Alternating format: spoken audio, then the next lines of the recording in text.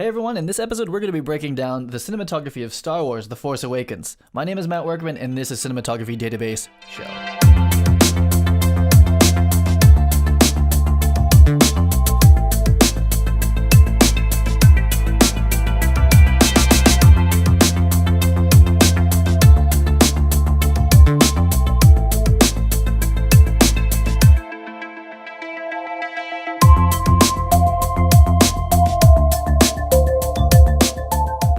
So the main reason I wanted to break down Star Wars was because of lightsabers. I like lightsabers. And any movie that has more than two lightsabers in it, that's a movie I'm probably going to watch and I'm probably going to break down. So Star Wars has the lightsabers. That's the reason I wanted to do it. In this episode, I want to give you a quick overview of what we're going to go through. It's going to be a long episode because Star Wars is epic, so I wanted to really give it its due justice. So you're probably looking at the total runtime and if you're like, oh my... But it's long and it's good though. There's a lot of stuff in it. We're going to be looking at the custom black Panavision camera that Panavision gave them to film this movie. It's really cool looking. I think it's worth its own section. I think they call it the Death Star or something like that, the Death Star. Next, we're going to be breaking down the first shot from the trailer, which I'll play for you really quickly so we don't get banned or don't get flagged. Then we're going to be looking at the Steadicam shot that's also in the trailer. Really awesome. There's some good behind the scenes for that. Then we're going to be looking at the desert scenes in Abu Dhabi, which is like the whole beginning of the movie is like kind of in this desert. And we look at how they lit it, how they shot it, good stuff. And at that point, we're going to take our break and we're going to be looking at some of the early user work from Cin-designer. Some really great DPs have picked up Cin-designer almost on day one and started just running with it. And what they've created is nothing less than amazing. It's really cool. So I'm excited to share that with you. Next, we'll be looking at the IMAX camera. Some of the scenes they filmed with an IMAX camera, and we look at the behind the scenes and kind of how that gets worked into a movie like this, because Star Wars is like that. It's like 2.4, but IMAX is actually square pretty much. So how does that work out? There's a really cool breakdown that shows you how that works. After that, we're going to be looking at some of the virtual characters and some of the virtual sets that are like half real set, half CG. Maybe it's more like 90% CG. So we'll be looking at the hangar, the rally, and the finale or not the finale, but basically where Han Solo and Kylo have it out. I'm calling it the Blue Bridge. And then the last thing we're going to break down is my personal favorite scene is the forest scene where Kylo Ren and Rey fight it out. It's really cool. There's some cool behind the scenes for it. So I'm really looking forward to breaking that down. So right before we get straight into this, I want to show you the Cinematography Database website. So cinematographydb.com. You can go there and check this out. This is our DP to watch section, and I'm going to try to do this more frequently. This week I interviewed Adam Coleman, or last week, I guess. And Adam is a DP that I've known quite a while in New York City, and we talk about how he came up and got to be where he is, where he interned. And he's actually been working in 3D for a while, and he is one of our first Cin-designer users, and he's actually the first person that I know of that I've talked to that used Cin-designer on a real job. So here's his lighting diagram that he made for that shoot, and there's the set photo. It's like pretty much the same thing. It's pretty amazing. Adam is really good at it already and putting it to good use on big jobs. We also talk a little bit about using the Nokia Ozo camera for shooting VR and shooting 360, that sort of stuff. So Adam Coleman, he's really on top of the new wave. He's truly a modern cinematographer and is doing Cine-design and VR. So go check him out. This is something that I'm going to try to do at least once a week, is highlight a DP. So if you guys are interested, get at me. If you have cool work, share it with me, and we'll probably get you on the website at some point. So let's get right into this. The Force Awakens, Star Wars. It was an awesome movie. So a couple people requested it. So Finn, Ian Tays, and Tom Turner. I don't know how to say your name, sorry. Thanks for writing, guys. Definitely gave me more motivation to actually do this. Let's look at our slate here. I'm going to turn on the brush. Directed by J.J. Abrams and shot by Dan Mindel. Not the best slate of it, but this was from that cool trailer where it was just all slates. The marketing for this film was really good. I mean, they did a great job. Here is Dan Mindel, the director of photography, and Dan, if you go check him out on IMDb, has done just amazing work. Really cool stuff. Super jealous of him and Bill Pope. Oh, is it Bill Pope or Bob? I forget. Who shoots The Matrix and these kind of big VFX movies. I mean, that's like I've said before, that is my jam. DP goal for me, hashtag DP goal, is to shoot the live action Naruto movie. Now, I hope they just make lots of them, but I'd like to be there for that. Like I said, I already missed out on World of Warcraft, but maybe I can shoot the Naruto live action movie if Dan Mindel or Bill don't take it from me. Because those are my movies to take. Here is a gigantic slate. Really cool. Actually, I talked about the slate on Hateful, and the first AC or the second AC from it actually wrote a comment on Facebook about it. And she said that Quentin Tarantino keeps all the slates. And these are cool slates. Like, look at, they have like some credits in like the Star Wars like perspective font. I mean, you're having a good time on Star Wars on set. I think that's clear to say.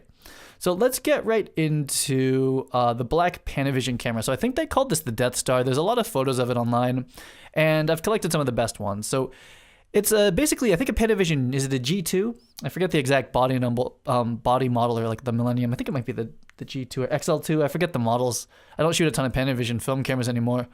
And they gave it its own little scarf so that it gets sand in the fluid head. That's cute. Of course, you must have the bespoke matching eye chamois. That's to keep the sweat off of the eyepiece, and you kind of switch it per operator. This is stuff we don't do anymore, but this is stuff I learned when I was coming up as an AC. This little tape here, it shows you like you can focus it like a diopter, and you basically put little marks on it, like where the DP's eye focus is at. So that's pretty cool. And they got red tape for it, and they just did a good job keeping the camera looking good. I mean, if I got to go to set every day and I had this camera, that's what I was filming with, it would be a good shoot, because it just looks awesome.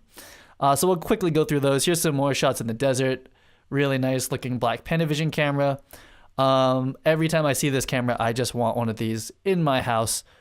But I've actually modeled it in 3D, so we could all have 3D versions. So that's probably the closest we'll ever get to it. We won't talk about what's happening in those scenes. We'll get back to that.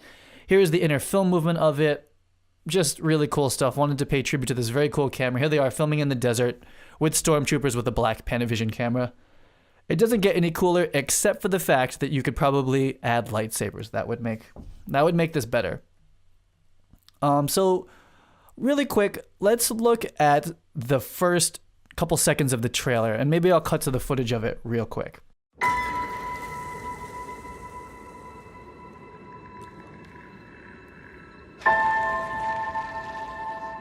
Who are you? So this video is probably only banned because I played a couple seconds of the trailer, but that like first like piano hit, the like ding, and like the cinematography of this whole scene is amazing. I mean, these couple shots is like kind of the reason I went and saw the movie, besides lightsabers. I'm gonna stop saying lightsabers. So here's just a nice shot. Kind of opens up the whole thing. It starts off like dark, and then it opens up, and I want to touch on like the five engaging things of cinematography. It's practicals, it's backlight, it's haze. I'm not going to go over all of them. Silhouette, it's here in almost every one of these shots. Really awesome. Good setup for the movie. This environment is really awesome. There's so much detail, and they're inside of like an old broken down like Imperial battle cruiser that crashed, and she's inside of it salvaging parts. Just really awesome. Like the atmosphere coming through here is really cool. Nice breakup on her light, and nice breakup patterns of light here. So bright there, dark there. Just really interesting details, cool perspective. The ship is clearly like sideways. It's really dynamic, and the flashlight again adds a lot of interest because it's blue, and a nice little bright spot there. Cool foreground of these wires, and again a little bit of a lens flare, and then just light coming through here, dappled. Really interesting 3-point perspective shot. We haven't talked a lot about 3-point perspective, and we're probably not going to either in this one, but this is a 3-point perspective shot. Really engaging. She comes flying down there. More light shafts, silhouette, depth. It's all good. This, it's like mind-blowing, right? Like more shafts of light coming through here in 3D. And Cine-designer, these are called volumetrics, and we can actually design this cinematography kind of stuff here, even if it's the sun, which is really good. But here's the cool thing about this shot and this intro is that it truly is a hybrid of live action and CG and matte paintings, as a traditional Star Wars movie really should be. So we're going to look a little bit about how this got actually done. So here is the plate from that shot in the beginning. And so the composition and everything like that we'll talk about right at the end of this little section is all actually drawn out beforehand by someone called the concept designer. And I've followed a concept designer named Feng Zhu online for many years, and I've learned a lot about concept design and how it works in the movie industry. So much of this gets designed like years before they even start shooting. Someone's painting pictures of this stuff, and these are definitely from paintings. And this is the live action portion of it. So we have the perspective of the lens, right? We put the major prop that the talent is interacting with, and then it's lit from the direction that we know the light's coming from. So that's how this got put together. This shot here turns out was entirely CG, the person, but that's okay. That's cool. Again, the cinematography happened in the concept design phase, the painting of it. And then the live action execution was to put this main prop in there, which is where she was standing, I guess. She was standing over there, and then putting the light in the right direction and getting the right perspective for the camera. Because getting the perspective right with a real world camera is still the way that a lot of VFX supervisors like to work. They don't like to go fully CG unless they have to. And like I said, this is a concept drawing. It looks like this started off 3D, like they had a 3D version of the Millennium Falcon to work with, but then they went and they basically painted over this. Just like I'm painting now, you can paint the light over this drawing, and that's likely how that first scene got put together. Because essentially, where's the wide shot? That essentially is a painting. This isn't a real set. This is pretty much a drawing / matte painting of 3D. And even that person's probably fake as well. Fake meaning CG. So you got to show a lot of love, and I want to make you guys aware for people who don't know what a concept designer is. Concept designers do a lot of the planning of the shots and even the lighting in the environments. They do everything in 2D first, and then the live action crew shoots the live action part, and the CG people do the final image. So that's from the intro. So if you saw the pilot, not the pilot, if you saw the trailer that came out, there's this really dynamic shot where I forget your name and I forget the name of the stormtrooper dude who deserts. They have this like interaction where they walk by each other and the camera does a handoff essentially. So we'll show a clip. I'll show a part of that trailer. This video is going to get flagged. A Jedi. So that's a cool shot, right? Really dynamic. I'm not gonna have time to break down exactly all of the things I think that are happening in it. There's a lot of stuff happening there. It's a very Spielberg type of shot, actually, that type of handoff. But this is how they shot it with the Steadicam here. Boom, boom. He's getting down. We have an octagon bounce, probably for a certain shot.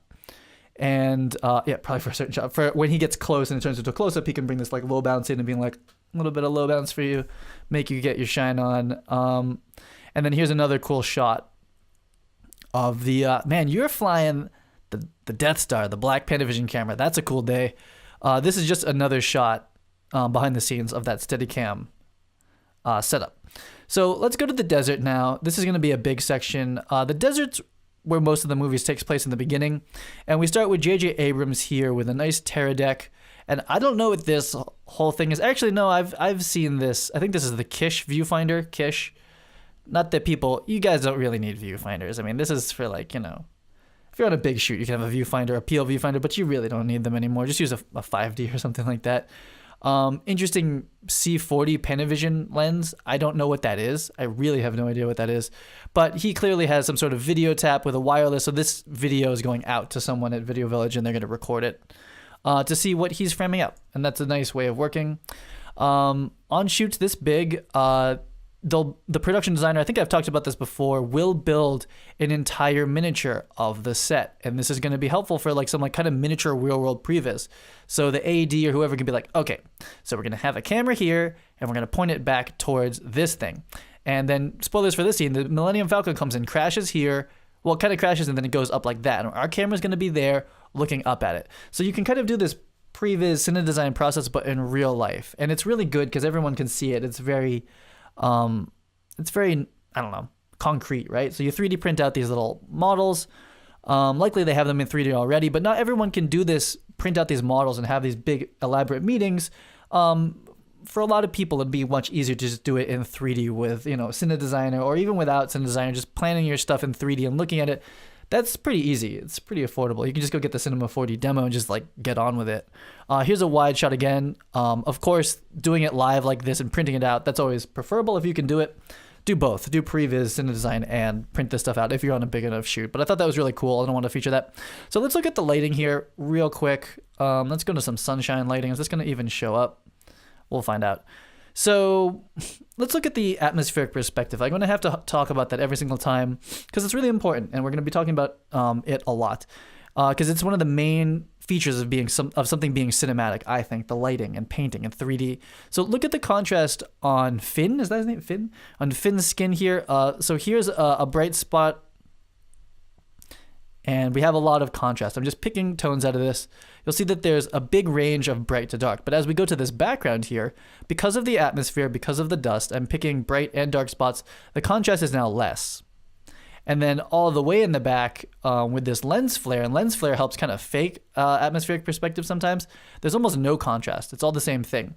And what it does is it basically forces your eye to look at the foreground object. It's another mechanism like focus. I said focus weird. Because the focus on this, there's more detail there, there's more definition, your eye is drawn to it. It's also more contrasty compared to the background. So it just really makes you just like look right at that person. We're going to look at the lighting of this right now. So pretty cool. We have the octagon bounce, which they just cut out of a normal 4x4 beadboard. I guess I'll have to go dark because it's kind of a bright scene.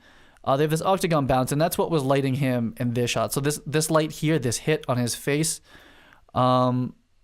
pretty sure that's this bounce here.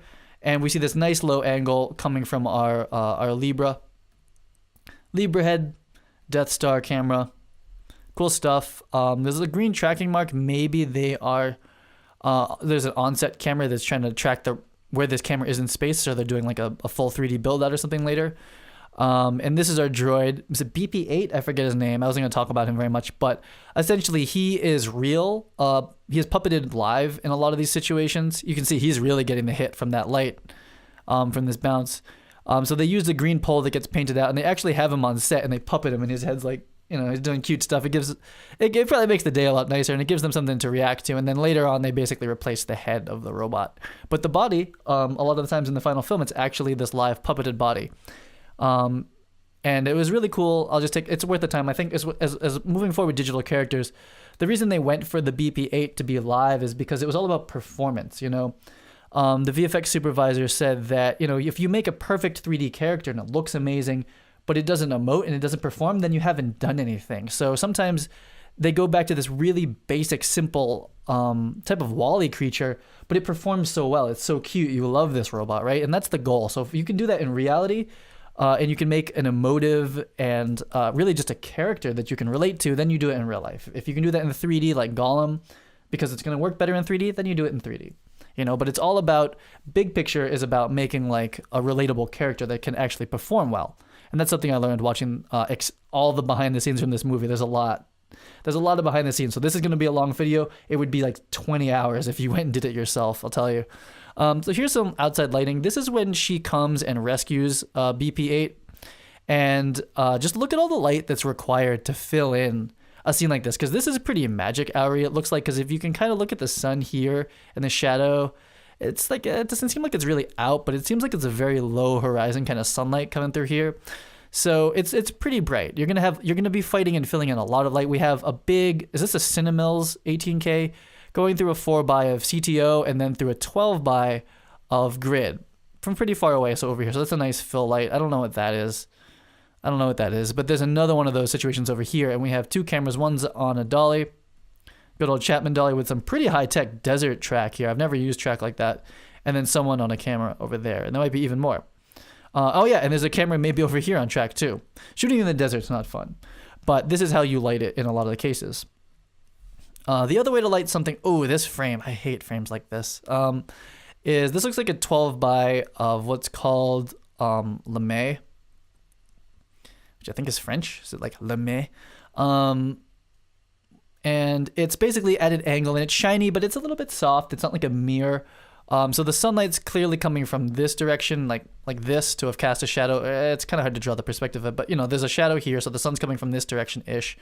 And essentially it's hitting this, and then it's going to bounce back at him and fill him in a very big, soft way, versus like a mirror would be very spotty, or like that reflector like we saw, very hard, very sourcey. You can tell there's a light coming from it. This is a little bit more subtle, and this looks like our first AC. So those are some ways of lighting in the desert. Here's our Libra headshot from the trailer, has this shot in it too. Pretty cool. Wrapping up the desert, some amazing pyrotechnic stuff happening. So this stuff is real. He's standing there. This looks like the camera is there with no people there. So you can imagine that this is probably a pretty maybe it's a wide shot, I can't tell. Like that, and then we have another crane picking up the perspective of it, and then we have an 18K, an Area Max 18K, all the way over here with diffusion in front of it, filling him in from pretty far away. And this is our last shot for the desert. And what to talk about here is our kind of like Pretty cool dolly track. I don't know what this dolly track is from. It looks kind of custom, like the track is built into it, but it's clearly for long dolly tracks in the sand. Looks like different ways of supporting it. And this is like, you can imagine the dolly started back here and is flying this way. And so it's basically side tracking them as they're running through the spaceships are landing. They're coming to get them. They're running through the market. And this camera's just dollying super fast with them. And they fly, they run. And also props to you, sound boom person, because you have to run as well and not get run over by the dolly and try to get sound from this whole thing. Where do you learn how to do that stuff? I don't know if I learned that in film school. And then here's our pyrotechnics special effects guy. He's basically connecting fuses. So each one of those is like a connection. And as he touches it, it's like boom, boom, boom. Cool stuff happening here. Cool stuff on movies, right? I mean, it looks like fun. So that's the desert. So let's do our tea break right here. That's been a lot of talking. I need to chill it out for a second. Okay, Star Wars. It's good stuff. But right now, I want to talk about Cine-designer, which is my plugin for Cinema 4D. And this is some of the first work that our users have done. Now, Justin Derry is a DP I know in New York City. He's doing amazing work as a DP, and he was one of the first people to buy Cine-designer and just really embraced kind of the power of using 3D to visualize things. And look at this scene that he made. He's just messing around. This is like his third day using it. He took my course at learncinedesign.com. He'd never used 3D before, and he created this scene, and it's amazing. So he got this 3D character, and this looks very Star Wars to me. So he has a ton of 1Ks up here, and they all have some blue on them, and there's haze in the room. And that's what that would look like. It's pretty cool. And then these are all 4-foot KinoFlow tubes. A lot of KinoFlow tubes with a black floor that would be plexi and reflective, and they're being uplit, and this is what it would look like, and it's so cool. Like, how else can you communicate what that's going to look like to a director? This is a shoot that hasn't happened. He just made it up like from his mind, and it's a really accurate way of designing cinematography, hence Cine-designer. And here's his behind the scenes shot, and this is my fault because I haven't given him a frame that he could light with, but essentially these lights are emitting light, and they're blue. So that one's lighting him here, and this one's coming down. Now, he had to use that rig because this is Cine-designer R1. I haven't updated, so he'll be able to use it. But you can see the 1Ks in the background, and you can see the Fisher dolly. You can see what would go into actually making this happen on set.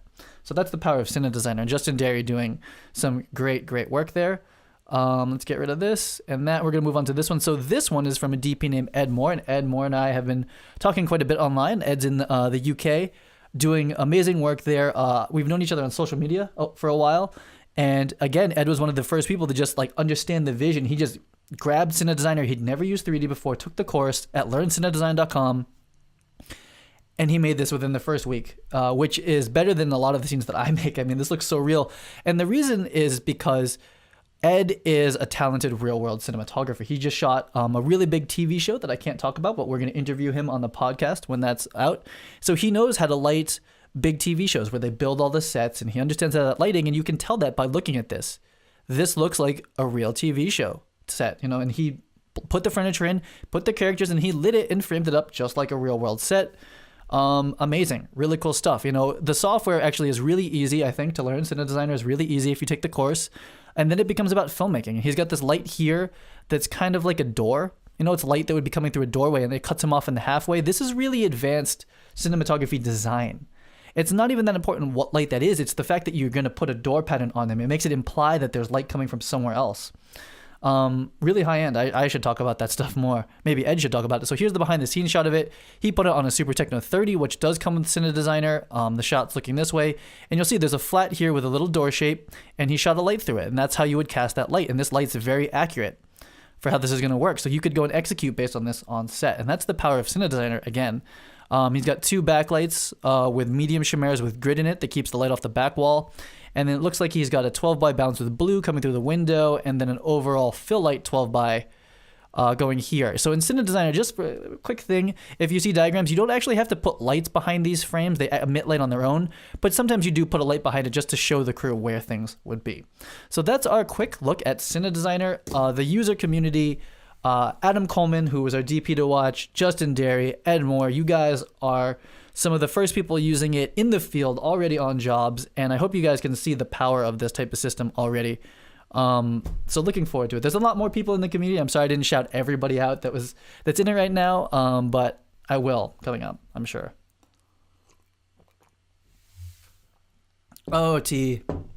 Tea and lightsabers.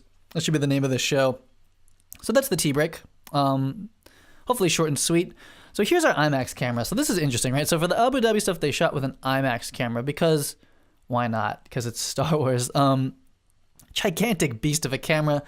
I think someone has to even... I'm not sure. I think what's actually happening here, I don't know this for sure, which is funny, is that this is a stabilized head, so it keeps it really smooth. It's essentially a gigantic Ronin or Movi, so it's a gimbal. And I think what's happening is that they're reacting to an explosion, and I almost guess that this guy's just shaking it. So it's like $1 million camera, $1 million stabilized head that keeps the camera completely smooth, and there's someone at the end of it like shaking it. That's the film industry.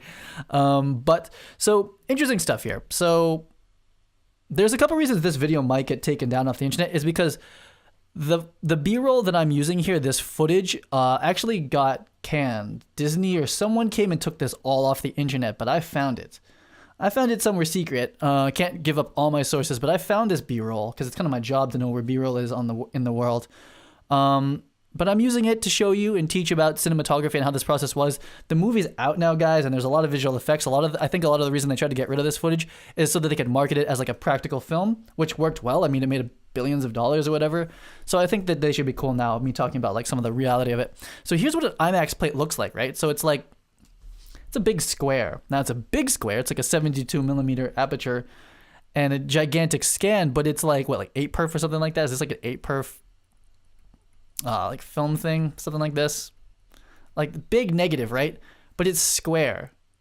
So what exactly is going on with this? They basically, on all these IMAX shots, they had to extend and reframe into these shots because, you know, you really can't, looks like they did that to get it too far. So they extracted out of it, you know? So it's kind of interesting.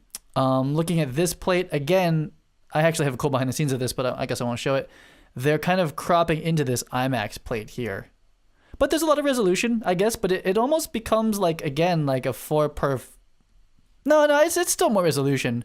But I thought that was interesting when you shoot IMAX, just like, I never thought about it before, how different the aperture is from the final. Again, this is a plate where they're going to comp like, you know, they end up comping like the Millennium Falcon, that stuff into it. But it's interesting that, you know, that's what's getting used out of the plate, and I guess they took that out, whatever that is. But I've never seen this kind of a breakdown before of IMAX plates. Again, here's the IMAX, maybe it's a regular plate with a big old green screen. He's pretending to be looking at it. Here's the CG asset, and there's it painted into the scene. So amazing VFX work to put that TIE fighter in there that cleanly. And then I thought this was cool too. I would assume that this is an IMAX plate, a portion of it, with distortion put into it or pulled out of it, and then it goes into this gigantic plate of this battle cruiser that fell down into the world. Just the sense of scale is really cool. But I thought it was cool to look at like what part is IMAX and what part is essentially matte painting, which is 3D and 2D. So let's look at the hangar. We're going to move into some of the virtual sets here that are a combination of real world and CG. So of course this is not real. There's just no way. There's like space stuff happening out there. There's ships coming in and out, and this stuff is from the Variety breakdown from ILM. A lot of stuff happening here. Cool reflections, practicals, depth, everything. There's a CG robot flying around in the very close perspective, so it's a nice foreground object that goes like flying through the scene. Let's look at the reality of this scene. So it looks like they're saying that these gentlemen are CG. They are real. The floor is real. The reflections are real. And we'll see a lot of space lights up here. These look like 6K space lights. And these look like, I don't know, maybe 10Ks with the 4x in front of it. And they have blue ones too. So they have blue space lights and they have those, which I don't know what the blue is for. I don't know why they do that. And then I'm also seeing some red light here, which is, what's that implying? Oh, interesting. So they know that in this set that there's these red work lights. So it's all about knowing what this is going to be. And then you add those on set. And then these are real, so that's pretty baller to have that be real. And they reflect correctly. And it's cool. It's cool to see how this gets put together. You know, final plate, green screen set. To me, this is fascinating. And to me, likely, if I keep moving into this DP world and get into this type of movie, this is what I'm going to be doing. So for me, I like to see this stuff. Hopefully it's helpful for you too. I actually really like this type of shooting because you want to really build it all in 3D and do Cine-design for it, so you can really know what's going on, in my opinion. I think that's going to be really strong, is when DPs can plan in 3D alongside their VFX people. Again, in the same set, we have a red practical up here clearly. Space lights coming in, and that's the final plate. We'll just kind of walk through these. Here are the red lights. Doing some red practical glow on them, I guess. Interesting, this flare makes it into the final plate. Very cool. And then here it is, a bunch of space lights, just giving this place general illumination. This looks especially bright, so that looks like a backlight. That's a hard light. Doesn't really show up there, but pretty cool. Oh, they even have the perspective of one of the TIE fighters. This stuff has been planned like crazy. So someone has this planned in 3D already. So that's awesome. I really like looking at this stuff. And here's some more hangar shots. I think this is like when it's like flying away. So this is real. The shot, this is already storyboarded and probably done in 3D already because this stuff is all just so perfectly laid out. Just really cool. Then they blow it up in there too. What else are we looking at? I'm gonna go back to white. Not quite the same plate, but again, you just see like that they built a lot of the set actually, and the practicals reflecting in the floor and that stuff. That's super money. So that when you put this stuff in, everything just kind of sticks better. It's cool. And then the color correct is clearly blue because this kind of gray metal gets corrected into a blue color correct thing. This is a shot where they're coming out. I think this dolly is actually like flying through, and it's actually, I can tell it's flipped now because that Panavision is backwards. I don't know why they flip it in B-roll. So really this should be flipped this way. The ship is on green stands that get painted out, and building this ship for real is pretty awesome. And having these practicals there, and these MR16 bulbs or something like that. It's really cool when you're working with the production designer to build the fluorescence or the LEDs into the set. That just makes things like look so much better. And then you don't have stands and stuff. You can kind of look in all directions. The more you build practicals into sets, the more freedom you have on set, and it looks cool. And in my opinion, the best way to plan that would be to plan that in 3D with your production designer. Because otherwise, what are you guys talking about? I don't know how they did this without computers. Here's the last plate we're going to look at from the hangar. Really cool perspective shot. Look at this perspective here. Really cool. It's actually even a little bit of 3-point happening with the horizon where, like here, something like that. And a little bit of 3-point happening into this direction and her climbing. And then let's look at the plate for this. Pretty awesome. Super techno. My God. That's like a Super 50 or like a 75. That's a long techno crane. And there's a lot of stuff happening here. But anyway, the lighting is basically built into here, a backlit plexi with LEDs likely, and then a spotlight coming down. The perspective is all the same, so you have to line up the shot correctly to the previs or to whatever. So the horizon definitely seems like it's up here or something like that. And then again, the final plate looks like this. So really cool virtual work done, virtual location work done in Star Wars, and the hangar is one of my favorites. Next, we'll look at this really quickly is the rally. So this is like, of course, not real. I mean, they could have probably shot like a plate of a mountain, but this mountain's likely all CG. This building is all CG, but they actually did get the perspective of it, which is kind of crazy. So they got all the way back here, and they're using a real lens.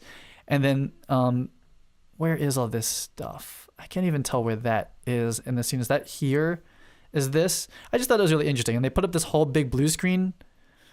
They put up that whole blue screen for this shot. It seems kind of crazy. And then this is a crane shot that's going down. It's booming down to go behind these people. And again, this arch is that arch. Looks like there's a crane up here, probably shooting the reverse. And we have all the stormtroopers keeping everything real. And they do a camera move that goes like through the scene this way as well. It's just a cool set. And look how massive this blue screen is. Look how massive that blue screen is. So it's pretty cool. And they're using the lighting outside because lighting this up on a stage would be like a billion space lights or something like that. Let's look at really quickly the virtual characters. Now, this isn't cinematography, but it does speak to Cine-design and the future of cinematography, Cine-designer. So there's a couple things happening here. Is this going to show up? Yeah. So we have this animatronic robot. And I actually need to take a drink of tea. 1 second, sorry. It's only 3 seconds after this. This went by a lot faster than I thought it was going to. This robot in here has some bones in it, right? And some stuff here. And those bones like actually close the eye. They open the mouth. And how they're being puppeted these days is because you're not going to stick a hand up here anymore. What's happening is that we have a program, and I don't know exactly what this one is. They used to have a program called Phase Shift that Apple bought. So get ready. This kind of stuff's going to be in your iPhone pretty soon. This is a prime sensor that, again, Apple bought. and it's a depth sensor. And what happens is that you see a video here of someone's face.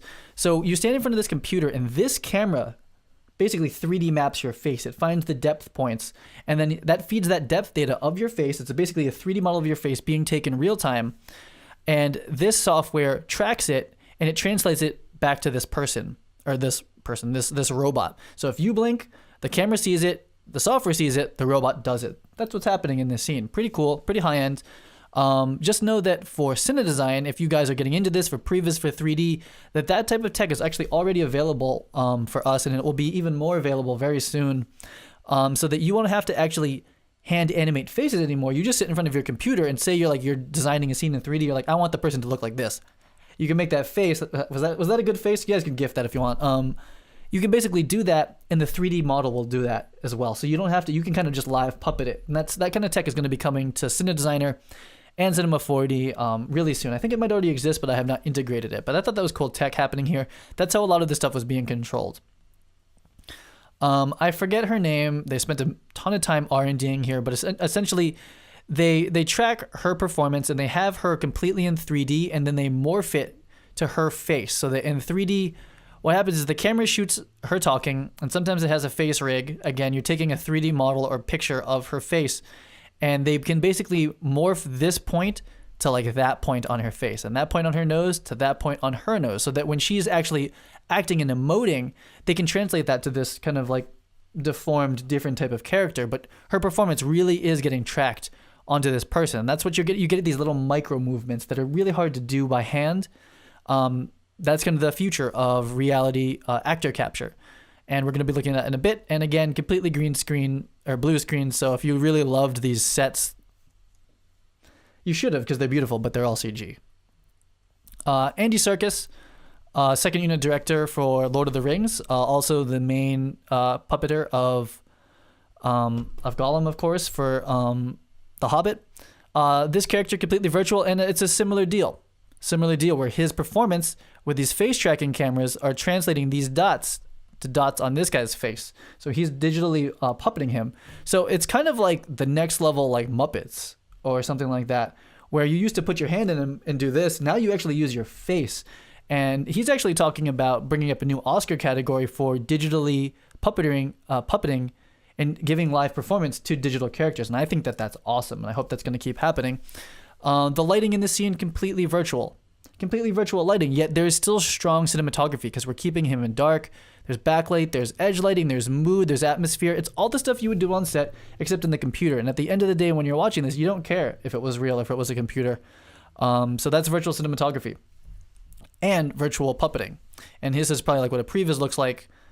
So like I said, a lot of the cinematography for the whole movie is planned out right here, like this first, and then you go do it in the real world, or not even sometimes. To finish this up, here is the reverse shot of this. We have these kind of like bridge things out of focus. Looks anamorphic. And they kind of extended them out. I actually now know how to make digital bokeh like this in Cinedesigner. We can have very accurate bokeh. So if you want to make digital bokeh all day, we can do it in Cinedesigner. Really cool.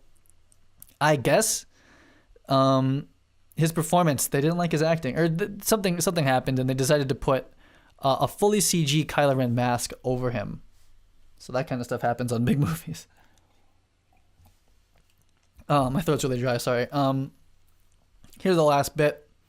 Again, they're basically mapping this 3D model of his performance, and they're filming it with these two cameras that give it, they're able to triangulate the position of these dots, the dots here, and then they morph it to this person. So when he talks, this digital character talks, and then that digital character talks. And here's a really grotesque Maya viewport looking kind of play blast animation of it. And I would assume a lot of this is real time.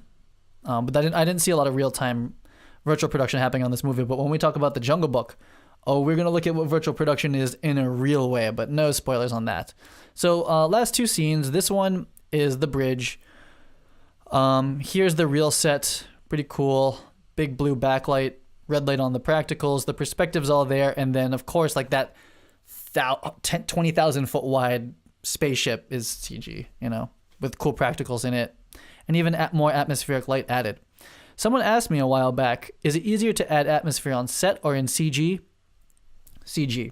at least in wide shots like this. Atmosphere on set is actually really, really difficult. You can either get one even haze level where everything has a volumetric coming off of it, which is not always ideal, kind of really kills the contrast in a bad way, or it's very wispy and you see it and it looks like a cheesy horror movie. This movie, I didn't break any down, but 100% there's a lot of CG haze added back. So you shoot it without atmosphere, with any of that stuff, and you add it back in layers in post in 2.5D or with deep compositing, you'll never know the difference, and you have a lot more creative control of where the haze should be and where it shouldn't be.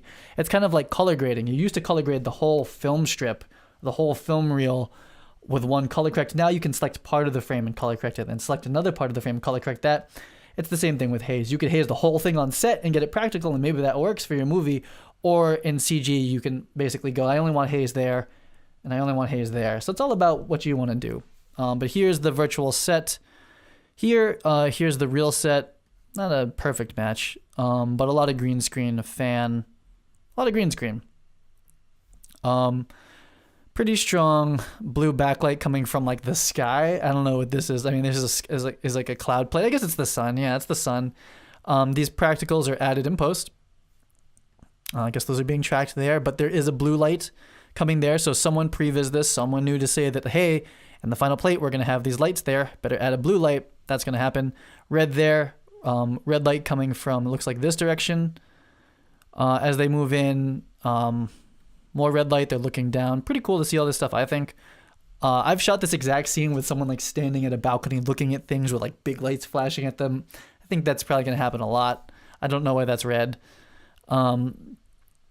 And then here's the final plate with a lens flare and atmospheric added in post.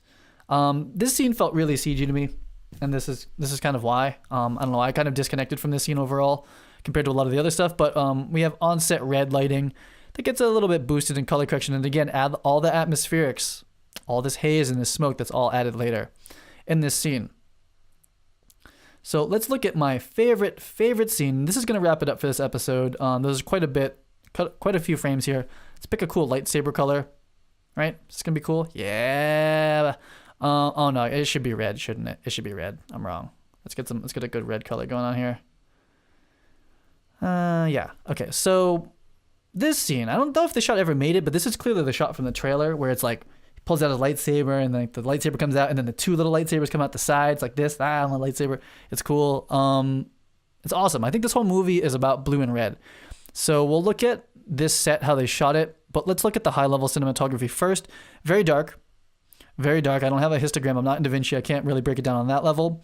But like I said, and I've said in other episodes, when you have very dark scenes like this, like look at this very little contrast between, I'll have to pick the red again. Let's pick our bright color here. Not that bright. And our dark color. Extremely dark. You probably can't even see that. It's probably not even worth it. Very dark scene. Very contrasty, or very low contrast and dark. And very blue, very soft edge light happening on him like this. Soft edge lighting on the tree. We're going to talk about how they did that on set. Very soft edge lighting here. But what you can do in scenes like this, the way that you save stuff like that, the reason he can make this scene so dark and it still reads is because this lightsaber is on fire. It's so bright.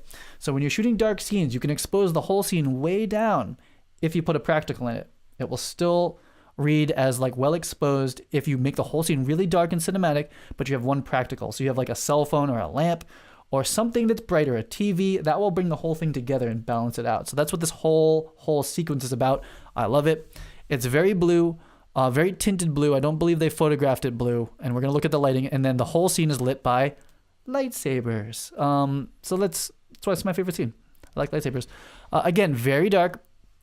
Snow's pretty bright, but it's not all that bright on the spectrum. It's about middle 50% gray, that snow. Contrasted with very, very dark. But again, even his skin tone, middle gray. But this lightsaber, 100%. This is 100% white, and this red around it is about 10% or 90% IRE if you're going that way on the bright side. So these very bright lightsabers are what contrasts this out, and it makes it stand out and it makes it look awesome. Again, very dark scene, even on his face. This is actually, that's a pretty bright color. But the background, very dark overall. I think they were color correcting this. That's very low, actually. That's about a 40% IRE blue. Really cool. So let's look at the lighting. or yeah, we'll look at the lighting. I'll flip back and forth. So here's the best wide shot I have of how this gets lit. So let's call that some stuff here. Let's go back to my lightsaber red. Whole set surrounded by blue screen. I would guess about 40 feet, 60 feet tall. These look like, I don't know why they're white. I've seen a lot of white lights in this movie. Those look like par cans. They're just straight up par cans. Big par bar is what you would use in like a rock show. It's basically he can selectively shoot a ton of light very hard where he needs to for backlight and edge light. You surround the whole set with it and you can selectively backlight where you need to. That's a very strong technique. I'm probably not going to talk about it a lot here. I am going to make eventually a course on high-end visual effects cinematography, which are techniques like this. Like, how do you light a set this big quickly and efficiently? Well, not quickly, but how do you do it? What are the concepts behind it? Why do you have to do it that way? That's something I'm going to work on. I'm going to illustrate it completely in 3D. This is one of those techniques, and I've used it on a smaller scale, and it does work quite well. But let's look at the lighting on this scene. So again, all the lighting is white, but it gets color corrected blue later. So the snow that is actually white gets color corrected blue. So that happens first. So there's no blue lighting on set, though it does look like they have blue space lights again, but I don't think they use them. I'm pretty sure you shoot white. And what's going to happen is that essentially these lightsabers do have light in them, and they are actually lighting the actors, which is pretty amazing, especially when they bring them close to their face. So that's this scene. A lot of Steadicam, and there's also Techno Crane and a whole bunch of stuff going on. But essentially, this whole set is built up on a big platform, fake snow, trees that are like 20 feet, 30 feet tall, surrounded with blue screen. Space lights for ambient. We'll look at that when I show the 3D diagram I made of this and these par bars, which I didn't make in 3D. I just didn't do it. Here is the Techno Crane with a Scorpio stabilized head, really good stabilized head. If you guys are on a shoot and all of a sudden someone's asking you for a stab head, Scorpio stabilized is a really safe bet for studio stuff. I mean, I don't see it outside as much, but I see it in the studio quite a bit. Very big set. Let's look at the lighting. Very soft and kind of coming from this back direction. A little bit of edge light here. We saw that there was a space light hanging like this for her, and this basically back ambient is going to be from those space lights. I don't see a lot of par light. And again, this and this, that's lighting him. Awesome scene, man. Just another cool shot of the lightsabers. J.J. Abrams, Steadicam operator. Did I skip one? I did. I got to put a thing here. And just look at the cool lighting that happens, like this mixed lighting their faces here, and that gets accentuated, and they probably animated the color correct a little bit in post. I actually thought the lighting on their faces from the lightsabers looked really CG. I wish they had spent a little bit more time putting LEDs in the actual lightsabers and animating them practically, because they did so much practical and they have this practical light. But when you look at the scenes where like Rey's being like tortured, and some of these scenes where it's like there's a lightsaber right in their face and it's like pulsing, it looks like someone did it in Da Vinci or something like that. I think that next gen, I'm giving Dan Mendel advice here. I think that they should put LEDs, source maker LEDs that they can program in there and have the chases in the actual lightsaber, because you're lighting people with lightsabers, guys. Let's go next level. You guys can hate me for giving advice to people that are way above me, but that's what I think. I think I'm allowed to say my opinion, my nerd cinematography Star Wars opinion. So here's some plates. This is from the secret B-roll stash that people didn't want to be on the internet, but I thought it would be helpful for everyone to see. Hopefully don't go to jail for posting this. Worst case, I think this video just get deleted off the internet. Surrounded by blue screen, little lightsabers. Space lights feel like they're up here. It does feel like there is one par bar, so all those pars that we're on is casting light like this. And then the rest of it's all space lights. Here's the final color correct again.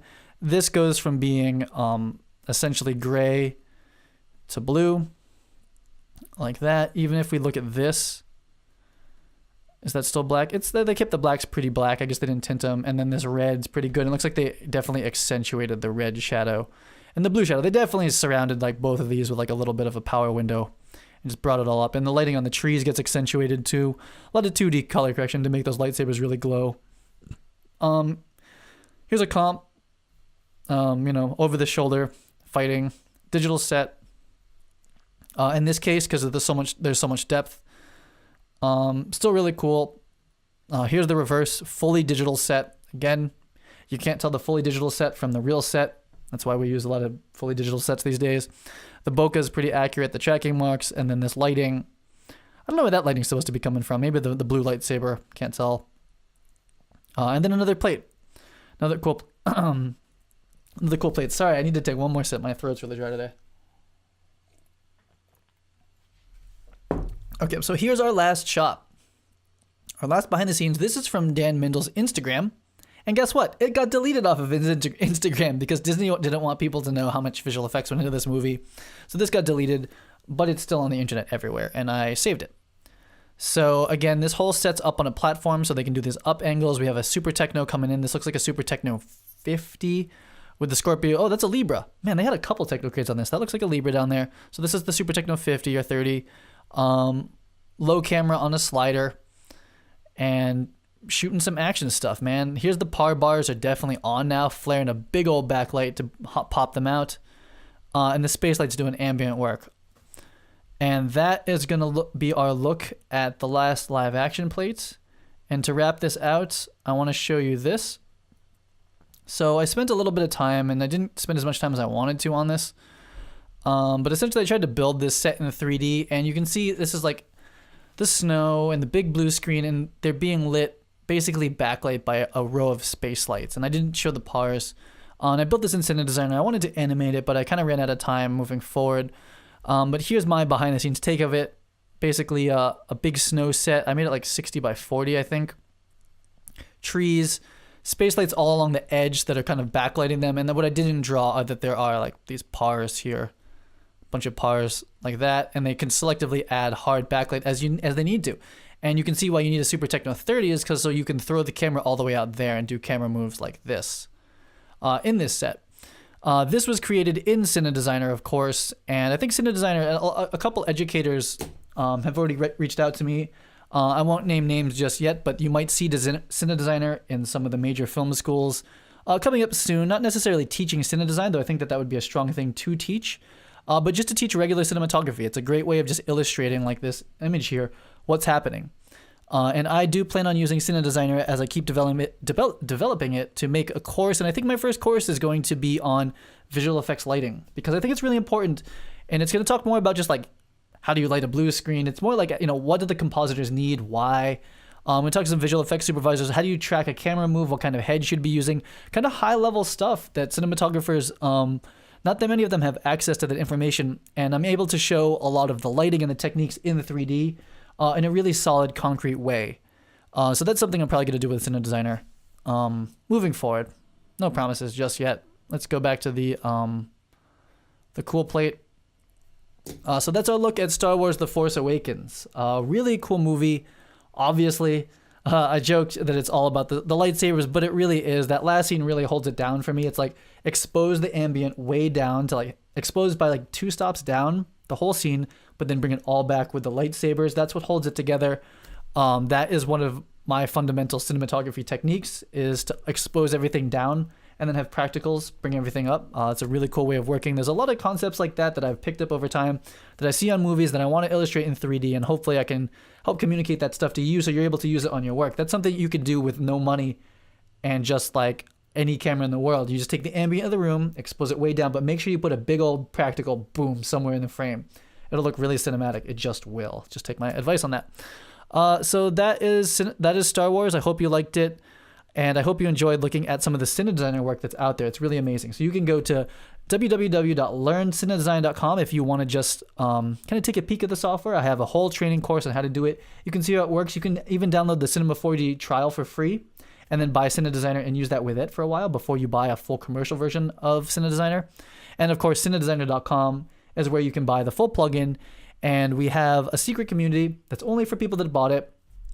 And we're on it every day sharing our work and tips and tricks and things that we find on the internet. So if you do buy Cine-designer, not only do I give you the tools, I'm going to give you a full video course on how to learn it.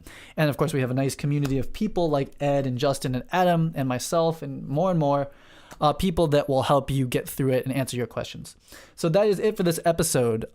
Thanks so much. I think I'm going to do, I don't know what I'm going to do in the next episode, but we'll see. Leave me a comment. Maybe I'll change my mind. I'll see you guys on the next episode. Cheers. Bye.